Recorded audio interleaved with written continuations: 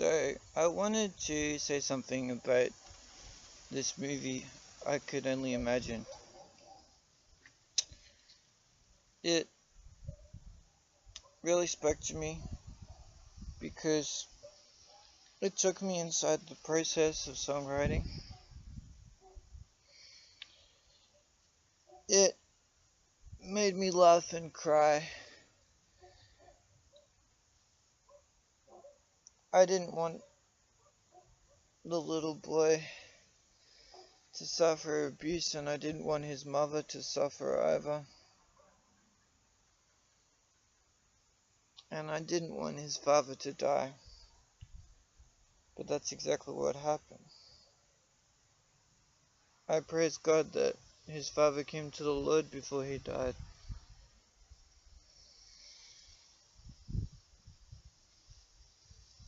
I really hated the fact that he chose to dump his girlfriend just for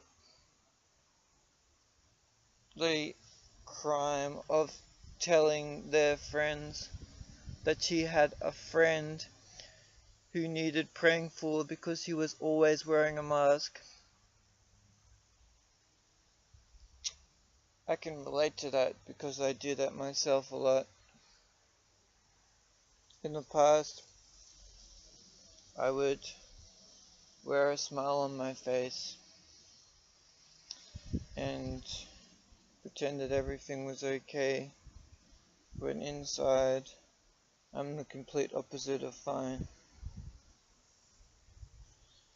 It's hard to tell whether that's a good approach to life or not, because they say you can bubble up and boil over like a volcano if you keep everything pushed down inside yourself. On the other hand, the act of pushing down your pain inside your soul prevents other people getting hurt by having to hear you express yourself in a way that causes them pain. They may not necessarily be the target of your pain. They may not necessarily be the reason why you're feeling pain. And if they're not the reason, then you want to protect them from feeling pain. You want to put up your defense shields. You want them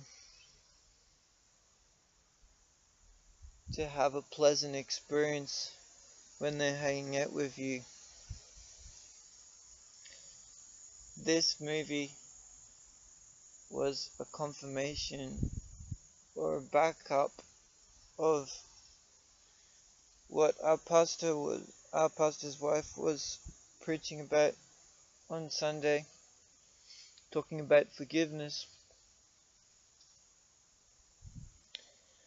I don't think it's possible to take the journey between the cradle and the grave without needing to forgive somebody or to be forgiven by somebody.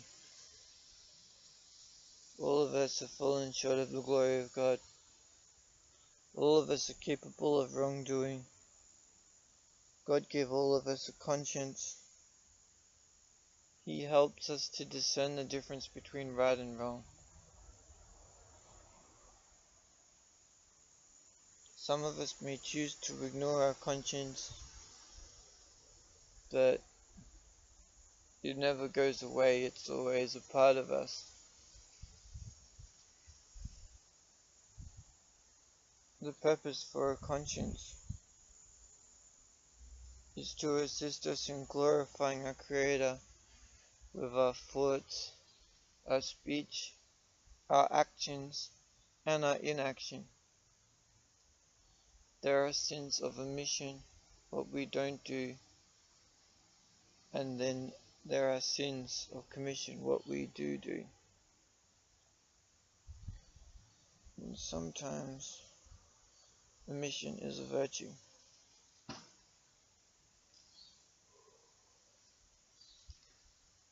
I felt sorry for the guy this movie was about, Bart Millard, when he was rejected by record companies, by people in Nashville who said that he didn't have what it takes to be a success in the music industry. This was before the release of the song that lent its title to the movie.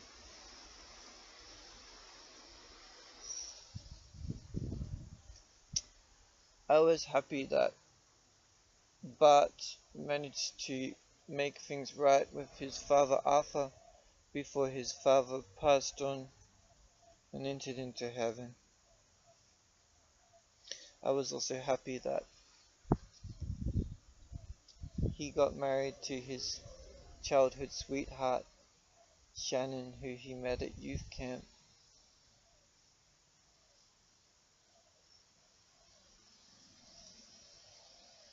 It's interesting to think of what might have been if he'd never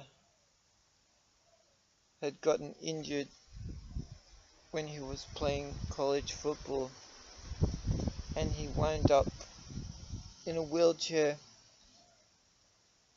and he was told he would never play football again. So he decided to try the Glee Club, and he didn't want to be in the Glee Club because his family had a history of being footballers. So the concept of being a singer was completely alien to him as far as being a professional singer went, because he did it on the DL when nobody else was around, and it was his Glee Club teacher that gave him that push to take music seriously. And it's funny to see his boldness, how he saw this Christian band playing at a gig, and he was doing something with the equipment and the lead singer was sick, and he just decided to step up to the plate and grab some courage and make himself known to them and tell them that he had the ability to sing and write songs. And it was funny how he also threw in the fact that he was able to deal with equipment issues just in case they weren't willing to go for the whole singing aspect of his ability. And it took trust on the part of his band to take him on board when they'd never heard him sing before. He didn't even have to audition. That was totally a God thing. You can say that was a miracle right there.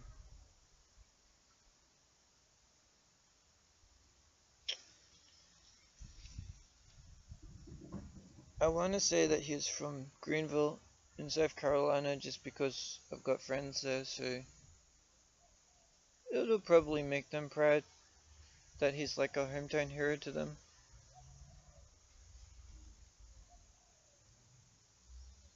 It was funny when he was all gushing out with words and he couldn't stop himself from being a babbling brook when he met Amy Grant and Michael W. Smith. I probably would have been the same. I saw Michael W. Smith get interviewed. He meant so much more to my best friend than he ever did to me though. Although I like his songs and I read his book about being a teenager when I was one. It feels weird not being a teenager anymore sometimes. I'm not entirely sure that Bart was given the best advice because he was essentially told not to be himself. He was told to write better than what he was writing. And he did. Obviously the pressure resulted in commercial success, but whether integrity was sacrificed in the process is a question that's worth asking.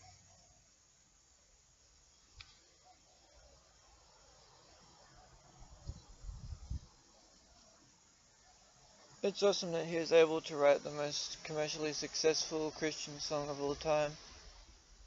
I see that personally as a challenge. even if I never get there. At least it motivates me that if somebody is prepared to put in long, arduous hours of practice, if they have the tenacity and drive, if they push themselves and put themselves out there, and if they're a little cheeky in approaching people and making sure they get heard, then it may not be inevitable that they get somewhere in life, but they've got more of a chance than if they just sit back and watch their dreams wash over them and stay dreams. It was awesome how Bart's friends showed him grace and gave him that chance to spend time connecting with his dad, which is something that he never got to do because his dad was always bashing him up or assaulting him, smashing his head with plates and almost choking him, putting him to the floor. Some may say that Bart had it coming because he stirred his dad up and he gave as good as he got, but no child should be abused by their parents. No child should be bashed up by their parents. There's a difference between punishing your kids by spanking their bottoms and bashing their heads. Some people don't seem to know where to draw the line. Or they know where to draw the line, but either they've never been taught any other better kind of behavior, or they're just so used to repeating the pattern of just letting that anger take them over and just unleashing the dragon from inside themselves, that it becomes almost impossible to escape from the trap of your own rage. See, Bart had his music to vent his pain. His dad didn't have that. But towards the end of his days, he found Jesus, and he learned to play the guitar. I don't think he was a serious contender to be his son's competition, but you never know what might have happened. If it had just listened to his doctor and gotten the cancerous growth removed from his system back when it was small enough so they could do something about it, short of divine intervention. It's interesting that Bart never really blamed his mother for walking out on him when he was young. Some people spend their whole lives wrestling with unforgiveness because their parents walked out on them and left them to be abused by the other parent. But that was never really an issue for him. You can understand why she left, because if she hadn't have left, she probably would have gotten the living daylights beaten out of her. It was tastefully done the way they allowed us to hear her being abused without physically showing it. That would actually be possibly glamorizing the violence and giving inspiration for other people to perpetuate that behavior. That's just one theory. Of course, physically showing what goes on is helpful too, because those guys who identify with Bart's dad would be able to see themselves in the way he treats or he treated his wife. So hopefully they'd be able to stop themselves in their tracks or call on God to deliver them.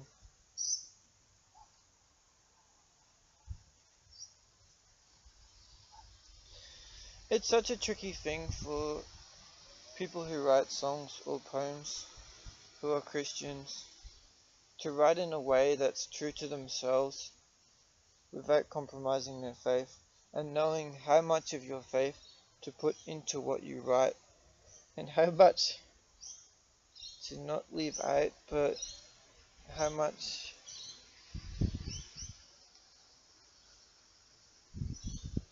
to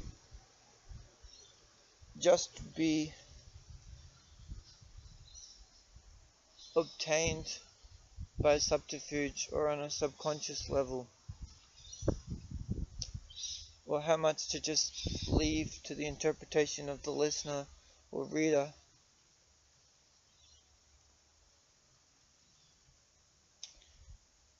There's no hard and fast rule. I always believe that we should be obvious in expressing our Christianity, because life is short, and if somebody's got a minute to live, they don't have an hour to decipher the Christian message hidden within your soul. So, I reckon always be obvious. Be as obvious as possible. Make your lyrics, as my friend Tinik says, blood-washed. Be that rapper or singer that is so obviously Christian, there's no way you can ever be mistaken for anything else. Peace out.